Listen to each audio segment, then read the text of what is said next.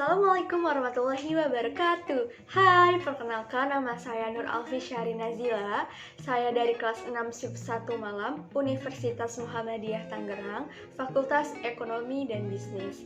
Pada pertemuan kali ini, saya akan membahas tentang sistematika usulan penelitian skripsi, teori, konsep, dan perumusan hipotesis. So, daripada lama-lama, langsung check it out. Let's enjoy with video. Langsung saja kita bahas tentang sistematika usulan penelitian skripsi. Jadi, sistematika usulan penelitian skripsi itu terbagi menjadi dua. Ada yang bersifat kuantitatif dan bersifat kualitatif. Kita bahas dulu yuk yang kuantitatifnya. Pertama, ada latar belakang masalah. Apa sih isinya? Udah pasti ada latar belakang masalah atau inti dari masalah. Yang kedua, identifikasi masalah. Lalu ada rumusan masalah dan batasan masalah, serta tujuan dan manfaat penelitian. Yang kedua, ada tinjauan pustaka. Berisi uraian teori atau rujukan yang memberikan argumentasi teoritik terhadap konsep-konsep yang menjadi fokus penelitian dan disertakan hipotesis jika ada. Ketiga, ada metode penelitian. Pertama, ada batasan konsep dan definisi operasional variabel, yaitu memberikan tolak ukur atau parameter suatu variabel penelitian yang diukur. Yang kedua, ada validitas dan reliabilitas instrumen penelitian. Apa sih maksudnya? Maksudnya, validitas dan reliabilitas itu datanya harus benar, valid, dapat dipercaya, dan bersifat objektif. Ketiga, ada teknik pengumpulan data. Pada skripsi kuantitatif, biasanya pengumpulan datanya itu bisa seperti wawancara, observasi, kuesioner, dan data statistik. 4. Populasi, sampel, dan teknik pengambilan sampel. Memberikan penjelasan yang menjadi suatu populasi, sampel, jumlah populasi, dan sampel serta teknik pengambilan sampelnya. Pada teknik pengambilan sampel biasanya menggunakan teknik sampling. Lalu ada teknik analisis data. Memberikan penjelasan teknik analisis atau uji statistik yang digunakan. Perlu diingat bahwa penggunaan teknik analisis data harus konsisten dengan jenis datanya. Lalu ada sistematika usulan penelitian skripsi kualitatif. Yang pertama adalah latar belakang masalah, berisi latar belakang masalah, identifikasi masalah, rumusan masalah, dan batasan masalah, serta tujuan dan manfaat penelitian. Untuk latar belakang masalah dan tinjauan pustaka, pada skripsi kualitatif dan kuantitatif itu tidak ada bedanya. Yang ketiga ada metode penelitian. Yang pertama, ada batasan konsep dan definisi operasional variabel, yaitu memberikan tolak ukur atau parameter suatu variabel penelitian yang diukur. Teknik pengumpulan data pada skripsi kualitatif biasanya seperti observasi, wawancara, atau studi dokumen. Yang ketiga ada penetapan responden dan informan penelitian, yaitu memberikan penjelasan yang menjadi dasar penentuan responden dan informan penelitian serta teknik pengambilan sampelnya. Yang keempat ada teknik analisis data, yaitu memberikan penjelasan teknik analisis data yang digunakan. Perlu diingat lagi bahwa penggunaan teknik analisis data harus konsisten dengan jenis datanya. Jelaskan pendekatan yang akan digunakan, proses penafsirannya seperti apa, dan penyimpulan hasil penelitian. Selanjutnya kita akan bahas tentang teori, konsep, dan perumusan hipotesis. Yang pertama ada landasan teori. Apa sih yang akan kita lakukan dalam membuat landasan teori? Pertama, usahakan pustakanya terbaru, relevan, dan asli dari jurnal ilmiah. Yang kedua, uraikan dengan jelas kajian pustaka yang menimbulkan gagasan dan mendasari penelitian yang akan dilakukan. Selanjutnya ada tinjauan pustaka, menguraikan teori, temuan, dan bahan lain yang diperoleh dari acuan yang dijadikan landasan untuk penelitian yang diusulkan. Kemudian, uraikan tinjauan pustaka tersebut menjadi landasan untuk menyusun kerangka atau konsep yang akan digunakan dalam penelitian. Tinjauan pustaka itu mengacu pada daftar pustaka. Manfaat dari landasan teori adalah memperdalam pengetahuan tentang bidang yang diteliti, mengetahui hasil penelitian yang berhubungan yang sudah pernah dilaksanakan, memperjelas masalah penelitian. Kemudian ada penulisan sumber catatan, terdiri dari format dasar. Format dasar terdiri dari teks, yaitu berisi nama keluarga pengarang, tahun terbitan. Yang kedua ada nama pengarang teks atau tahun terbitannya. Penulisan sumber catatan atau nama belakang dan tahun. Contohnya, kepemimpinan adalah kegiatan mempengaruhi orang lain agar ikut serta dalam mencapai tujuan umum. Kunz and O'Donnell 2008. Mayansari 2002 menunjukkan bahwa kualitas audit dapat diproksikan dengan spesialisasi industri auditor. Kerangka konsep. Paradigma penelitian merupakan pola pikir yang menunjukkan hubungan antar variabel yang akan diteliti. Paradigma sederhana yang menunjukkan pengaruh dan hubungan antara variabel X dan variabel Y. Perumusan hipotesis. Hipotesis dapat diartikan sebagai pernyataan statistik tentang parameter populasi. Dalam penelitian, hipotesis diartikan sebagai jawaban sementara terhadap rumusan masalah penelitian. Ada jenis-jenis hipotesis. Yang pertama ada tanpa arah. Contohnya, kualitas audit mempengaruhi kualitas laporan keuangan. Lalu ada jenis hipotesis berarah. Contohnya, kualitas audit berpengaruh positif pada kualitas laporan keuangan. Kita bisa membedakan antara jenis hipotesis tanpa arah dan yang berarah. Hipotesis statistik di mana ada parameter populasi, reduksi statistik atau ukuran sampel. Misalnya seorang peneliti itu melakukan penelitian dan tidak adanya hubungan, maka dilakukannya generalisasi atau menguji hipotesis statistik. Hipotesis statistik. Dalam statistik dan penelitian terdapat dua macam hipotesis, yaitu hipotesis nol dan alternatif. Statistik. Hipotesis nol diartikan sebagai tidak adanya perbedaan antara parameter dengan statistik atau tidak adanya perbedaan antara ukuran populasi dan ukuran sampel.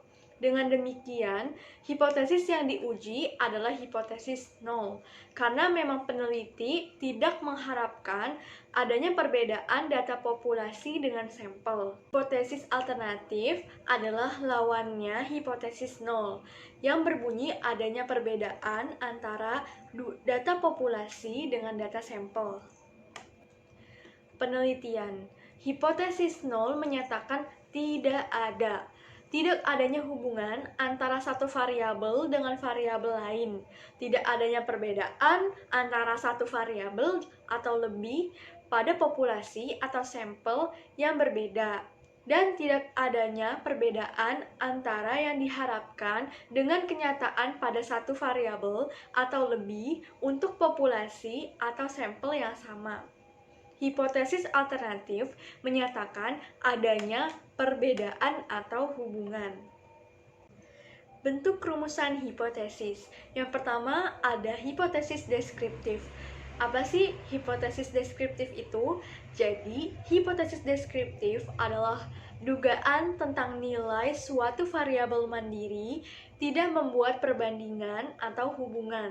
Sebagai contoh adalah seberapa tinggi daya tahan lampu merek X atau seberapa tinggi produktivitas padi di Kabupaten Klaten, berapa lama daya tahan lampu merek A dan B, dan seberapa baik gaya kepemimpinan di lembaga X.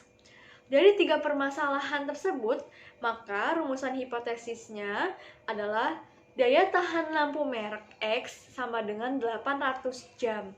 Produktivitas di Kabupaten Klaten 8 ton per HA. Daya tahan lampu merek A sama dengan 450 jam dan merek B sama dengan 600 jam. Gaya kepemimpinan di lembaga X telah mencapai 70% dari yang diharapkan. Statistik yang digunakan untuk menguji hipotesis deskriptif. Ada jenis atau tingkatan data dan teknik statistik yang digunakan untuk pengujian. Pada jenis atau tingkatan data nominal, teknik statistik yang digunakan adalah tes binomial dan chi-kuadrat atau satu sampel. Nah, apa sih tes binomial ini? Tes binomial adalah tes yang membandingkan proporsi harapan dengan proporsi observasi dengan mengukur parameter probabilitas tertentu. Chi-kuadrat adalah untuk mengadakan pendekatan dari beberapa faktor atau mengevaluasi frekuensi yang diselidiki atau frekuensi hasil observasi dengan frekuensi yang diharapkan dari sampel, apakah terdapat hubungan atau perbedaan yang signifikan atau tidak. Lalu, jenis atau tingkatan data ordinal, teknik statistik yang digunakan adalah rantes. Rantes itu analisis yang sebenarnya termasuk dalam kategori statistik non-parametrik. Uji rantes bisa digunakan untuk menguji pada kasus satu sampel. Pengujian dengan metode ini kasus satu sampel. Prosedur rantes dilakukan untuk data yang bertingkat dari nilai variabel yang acak, suatu seperti barisan observasi. Lalu ada jenis atau tingkatan data menurut interval atau rasio, yaitu menggunakan t-test. T-test itu merupakan uji yang digunakan untuk membandingkan dua sampel yang tidak terkait atau bebas. Hipotesis komparatif. Hipotesis komparatif adalah pernyataan yang menunjukkan dugaan nilai dalam satu variabel atau lebih pada sampel yang berbeda. Contoh rumusannya seperti adakah perbedaan kualitas audit KAP Big 4 dan non-Big 4? Hipotesisnya, tidak terdapat perbedaan kualitas audit KAP Big 4 dan non-Big 4. Kualitas audit KAP Big 4 lebih rendah dibandingkan KAP non-Big 4.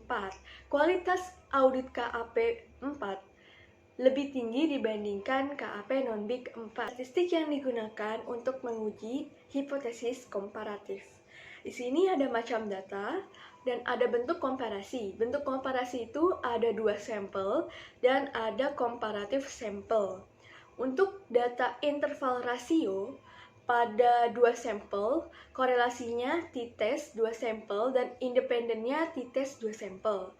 Untuk komparatif sampel, korelasinya one-way ANOVA, two-way ANOVA, dan independennya one-way ANOVA, two-way ANOVA. Lalu, untuk data nominal, dua sampel korelasi, yaitu menggunakan MC-NEMAR, dan independennya Fisher-Exact, atau chi-kuadrat two sampel. Kemudian pada comparative sample, korelasinya chi-kuadrat for K sampel, Ko-Chomsky, dan comparative sample independennya chi-kuadrat for K sampel. Lalu untuk data ordinal, dua sampel korelasinya menggunakan sign test, Wilcoxon match pairs, dan dua sampel independennya menggunakan median test, mean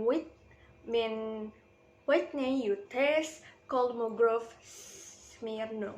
Dan untuk komparatif sampel korelasi, yaitu menggunakan Friedman dan two-way ANOVA. Lalu pada komparatif sampel independennya menggunakan median extension, Korshkal-Walsh 1, and way ANOVA. Hipotesis hubungan atau asosiatif. Apa sih yang dimaksud hipotesis asosiatif ini? Hipotesis asosiatif adalah suatu pertanyaan yang menunjukkan dugaan tentang hubungan antara dua variabel atau lebih. Contoh rumusan masalahnya adalah adakah hubungan antara gaya kepemimpinan dengan efektivitas kerja? Lalu rumus dan hipotesis nolnya adalah tidak ada hubungan antar gaya kepemimpinan dengan efektivitas kerja. Statistik yang digunakan untuk menguji hipotesis asosiatif. Ada macam atau tingkatan data dan teknik korelasi yang digunakan. Untuk tingkatan data nominal, teknik korelasi yang digunakan adalah koefisien kontingensi. Koefisien kontingensi adalah uji korelasi antara dua variabel yang berskala data nominal. Fungsinya adalah untuk mengetahui asosiasi atau relasi antara dua perangkat atribut. Kemudian ada tingkatan data ordinal. Teknik korelasi yang digunakannya adalah Spearman rank dan Kendall-Taub.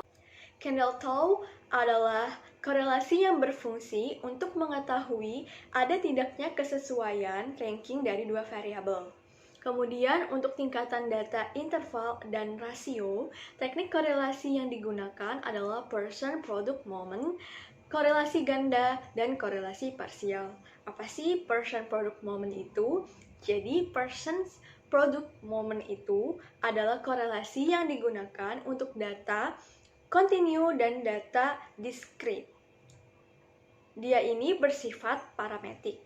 Dan korelasi ganda adalah suatu korelasi yang bermaksud untuk melihat hubungan antara 3 atau lebih variabel atau 2 atau lebih variabel dependen dan satu variabel independen. Kemudian ada korelasi parsial, yaitu pengukuran hubungan antara dua variabel dengan mengontrol atau menyesuaikan efek dari suatu atau lebih variabel lain. Hipotesis kausal atau sebab akibat. Hipotesis kausal ini adalah suatu pertanyaan yang menunjukkan dugaan tentang pengaruh dua variabel atau lebih. Contoh rumusan masalahnya adalah apakah gaya kepemimpinan mempengaruhi efektivitas kerja? Rumus dan hipotesis nolnya adalah gaya kepemimpinan berpengaruh positif pada efektivitas kerja. Sekian video presentasi dari saya. Apabila ada kata-kata yang kurang berkenan, saya mohon maaf karena saya hanya manusia biasa. Yang sempurna adalah Allah Subhanahu wa taala. Wassalamualaikum warahmatullahi wabarakatuh. See you next video. Oh ya, jangan lupa like, comment, and subscribe.